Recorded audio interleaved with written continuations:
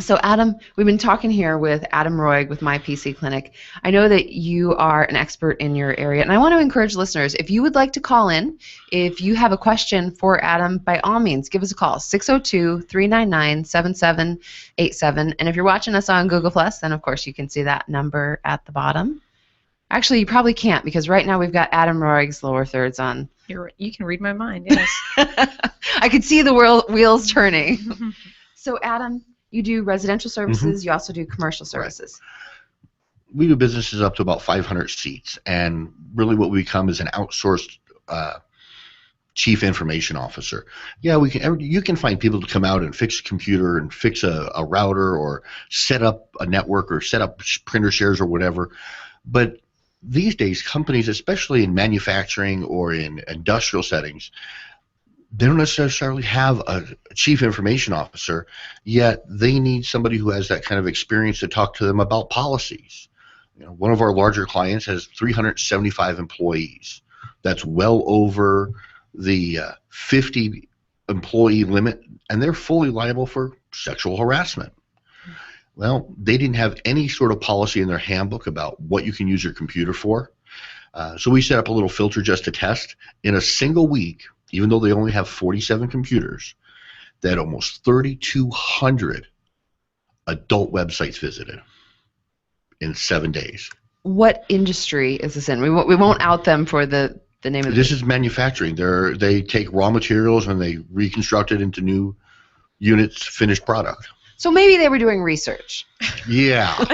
No. I want to give people the benefit of the doubt.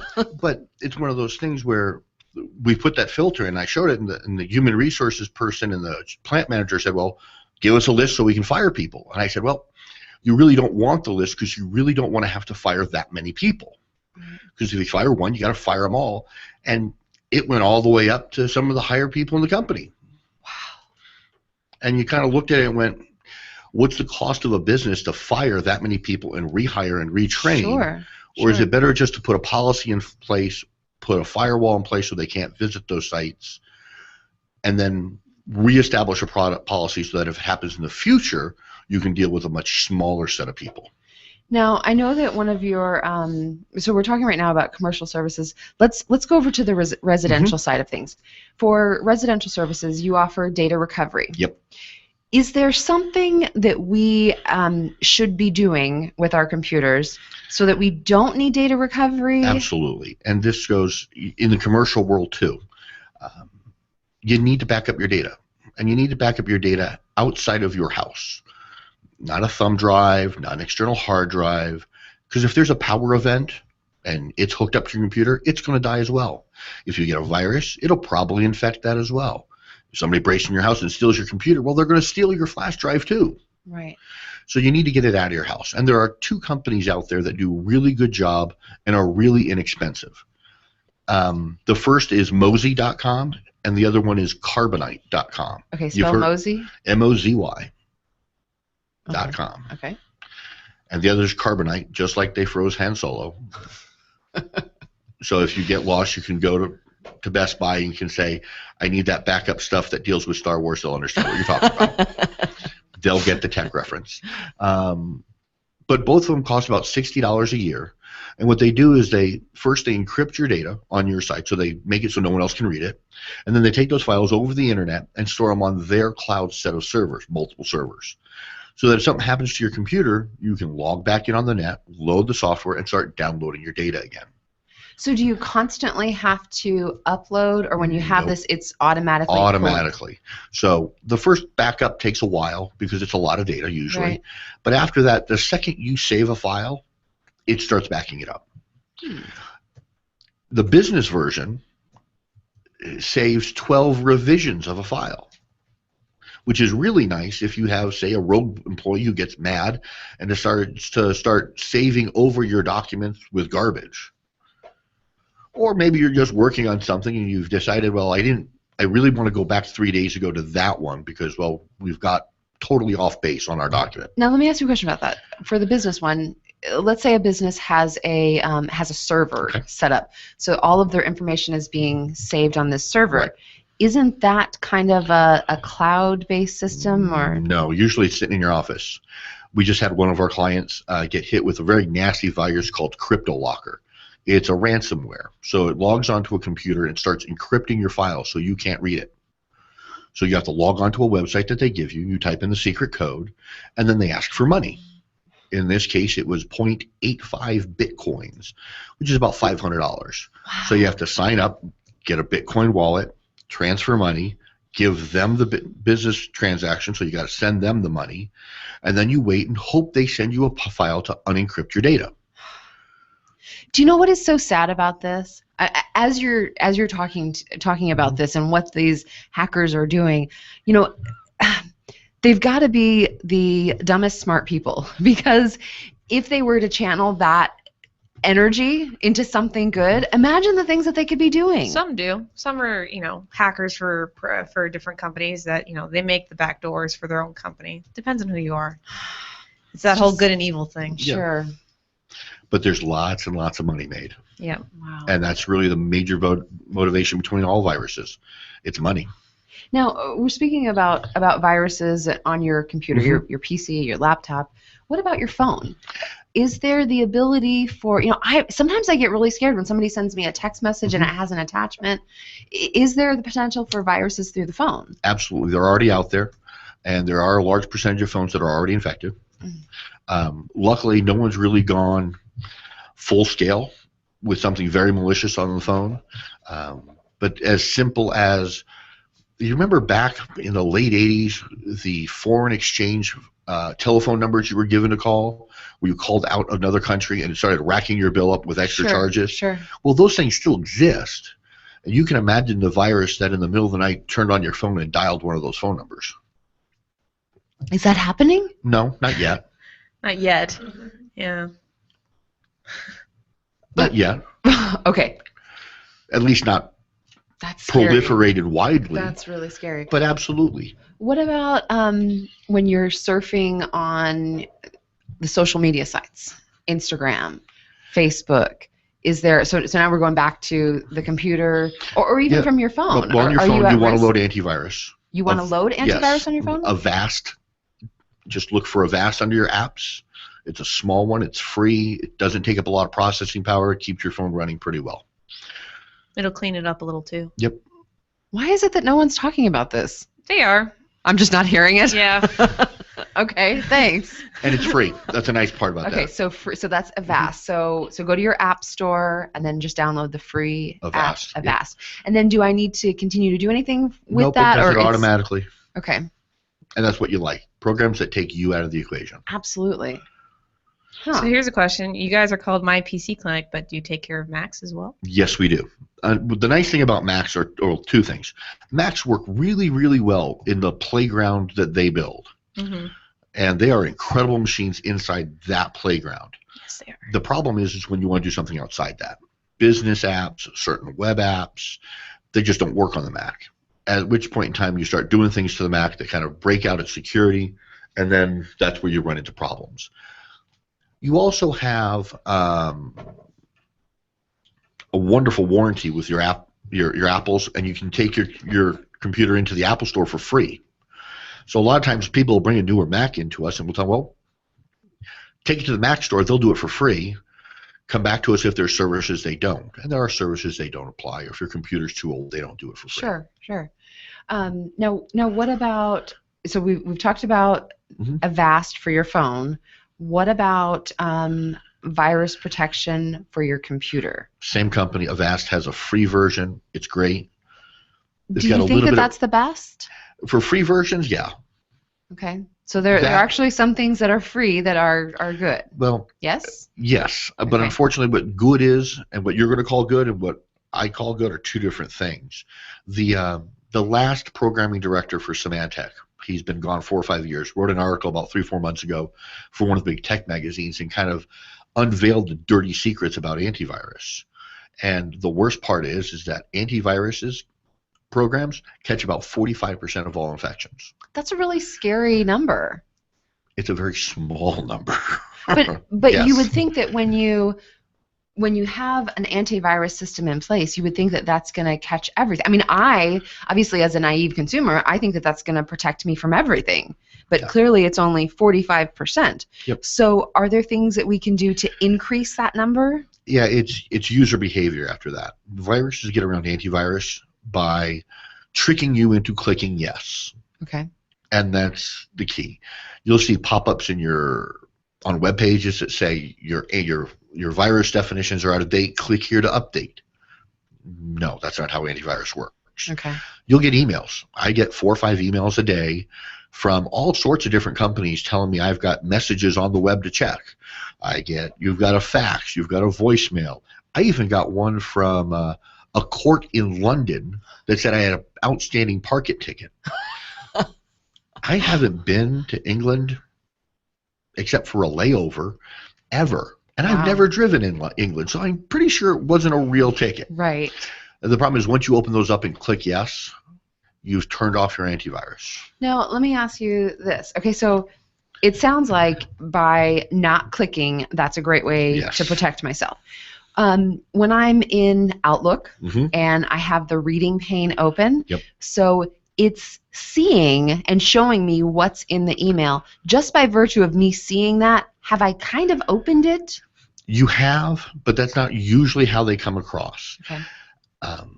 It used to be more prevalent, but companies have gotten smarter, where people would take pictures and inject code in it. So when it opened up, Windows would run that code. So yes, by just looking at the email, you could catch something. Just like if you just opened up a web page and the ad that was on the web page had one of those injections, you'd catch it. Make sure your antivirus is up to date. Make sure you travel to reputable sites. Make sure your Windows is up to date. And that means you have to get rid of Windows XP. Now, is that the one that they just... Yeah. Okay. That they just what? Just died. Just killed they it. just killed it? Yeah, there's no more support for Windows XP. So if you have Windows XP... You need to upgrade yesterday. And you're upgrading to what? Windows 7 or Windows 8. In a business setting, 95% of customers are going to Windows 7 because Windows 8 is so different. Not that it's not good, but it's different. And there's a big learning curve for it. So businesses don't want that cost. So if Windows 8 is the most advanced version, it's the newest one. It's the newest one. So aren't business owners smarter just to take that learning curve and go to the one that's the newest version? Microsoft operating systems usually run in pairs, and the second one is better than the first one. So Windows 2000 came out, Windows ME came out, Windows XP was the right version. Okay. Windows Vista came out. The fixed version was Windows 7. It's the more mature version of that same base code. Windows 7 was the better one. Okay. Windows 8 is the first of its generation. So Windows 9 will probably be a lot better than Windows 8. I understand. So stay with Windows 7 until Windows 9 comes out, because in Windows 8 they've probably got some bugs that need to be figured out. I guess my only reason for asking that question is thinking if Windows XP died, then how long would it be before Windows 7 is going to die? There's a site on Microsoft's page that tells you the end of life for all their products. Oh, okay. But in general, it's 2 years after the next version's release date. Okay. End of life. That sounds so dun dun dun. It's very Tron, yeah. It does. It's very traumatic, very intense. They want you to buy the new stuff. Of course they do. Of course they do. Now, when I'm on Facebook, because I'm on Facebook a lot. I love Facebook. Wake up in the morning, it's like the first thing I do. I check Facebook. Sometimes from bed. I'm right there on my phone checking Facebook. But, you know, different pictures and things like that. And you've got the ads. Doesn't Facebook, because when you create ads in Facebook, you're not able to just create it and then it immediately go live. Doesn't Facebook have some back end of protecting the consumer? Well, there are 2 types of ads on Facebook. There are the ads that Facebook generates, like you were talking about, promoting your own page, promoting an event, those kind of things. Those do get vetted a little bit better, especially because it's a lot of end users going through. So there's got to be some better protection, because it'd be really easy to create a site, create an ad, inject a virus into a picture, send it up. Sure. That's an easy vector for them to get through. Sure. But the other ones are managed by other companies. AdSense is one of the bigger ones. Okay. So if you go to any site, Facebook, CNN, ESPN, doesn't matter. A lot of those banner ads aren't sold and produced by that website. What they do is they sell the real estate on the website to another company and say, you fill this and you pay us X number of dollars per click, per view. And then that ad agency goes out and finds ads and marks it up and sells it to somebody else. That's the way it works. So and you those really- other companies. So you really have to be careful. You have to be really careful about what you click on. Yes. The other most dangerous thing people do on their computer is load software. And yet you can't get around it. I mean, everybody needs a PDF reader for Adobe. But if you type in Adobe Acrobat Reader into Google, the first 3 or 4 answers sometimes aren't Adobe. They're another company that's downloaded Adobe, wrapped it in another installer so it installs other programs. You still get Adobe, but you get extra free presents that you really didn't want. Sure. And I'm guilty of that. I want something that's going to make my life easier, so then I go to Google and I search for something that's going to, take the YouTube show, allow me to download it and then edit it and do things like that. So I'm searching for that thing that's going to solve my pain, and I'm going to take whatever looks really good, download it. And I know one of the things I've gotten better about is reading the check through. Yes, I accept this. Yes, because it seems like that's really dangerous. Yes, because that's really where they start to. A lot of the better companies that have files, like CNET and some of the other popular places that you download programs for, they do sometimes wrap installers around the base program, but they always give you the option to get out of it. So you just can't click yes. You have to read each page, because some of those pages are, well, do I want to change my home page? Do I want to change my search engine? Right. Do I want to install this toolbar or this free piece of software? And that's where people get in trouble. So if you're looking for a program or something like that, instead of going to Google, you're saying maybe go to CNET? The CNET's not bad a place, but you still got to be careful. Okay. But yeah, you want to make sure you're downloading from a real reputable place. The original manufacturer, their software site. Okay. Go to their site. They're going to give it to you there without the wrappers for the most part. Okay, that's great. That's great. Anything else from a security standpoint in social media or with your computer? Any little thing that you really want people to know before What about tablets? Oh, Is there anything different from a tablet to a phone, or are they pretty similar? The tablets and phones are roughly the same class. They're probably running either the Mac OS, there's a Windows tablet, and then there's Android, which is the most popular tablet out there. It's a good run with the iPad. Both of them, make sure you're running Avast. It's a numbers game, though. People write viruses for the biggest, sweetest, juiciest target possible. So that's why Macs get a smaller percentage of viruses. That's why tablets have not really been infected a lot, because it's such a small percentage of the overall market. Why do I want to write a virus for 7 or 8% of the market as opposed to 40 or 50 or 60% with a Windows virus? It's just a numbers game for money. So, you just brought up something that I really want you to share before we go to our break. Web browsers. You talk about them writing for where the majority goes. It seems like the majority of people have been going to Internet Explorer. Is there a lot of people that, would you say that the majority of users go to Internet Explorer? Right now, Internet Explorer still is the largest. The second largest is Chrome, and they're probably going to surpass Internet Explorer if they haven't already. But there's also Firefox, which isn't bad, and then there's, of course, Safari, which runs on the Apple OS, but there's also a version for PCs. Those are the 4 major ones. Of all of them, is there one that's more safe for you to use? Not overly. Okay. It's not because the other ones don't have holes. It's just about, again, the numbers game. Okay. Chrome tends to update really quickly as opposed to Internet Explorer. You don't have a choice. Chrome automatically updates for you in the background. That gives it a leg up over most of them because, again, it takes you out of the equation. You didn't have to update. It just automatically updates to the next version. And what I love about Chrome is that it's completely integrated with Google+. Yes. So I have my profile set up there, so no matter what computer I'm at, it It has all the little magic tools for me. I love it. Yes, it's got lots of toys. All right. Well, Adam Roig, My PC Clinic website, mypcclinic.net. Yep. Thank you so much. You've got 2 locations. Give them the cross streets one more time. First one's in Tempe at Rural and Guadalupe, and the second one's in Gilbert on Gilbert Road, just south of Elliott. For everything residential and commercial. And you've got an amazing darn good deal, which give them that one more time. Again, we do diagnostics for free. You don't have to pay the $70 at somebody else's store to find out what's wrong before we even start fixing stuff. All right. Well, we've got a couple more computers because we've done a lot of stuff wrong. So we will come see you very soon. Adam, thank you so much for joining us today, and thank you for sharing your knowledge and your expertise with us. Thank you. Anytime. This is No Limits Radio. We're going to go to a break, and when we get back, we have Carl Kramer with Carpet Broker Design Center. They've got everything: tile, stone, hardwood, granite, carpet, vinyl, cabinetry. I mean, you name it, they've got it all. So don't go away, because we'll be back in just, I don't know, how much time, Sam? 3 minutes.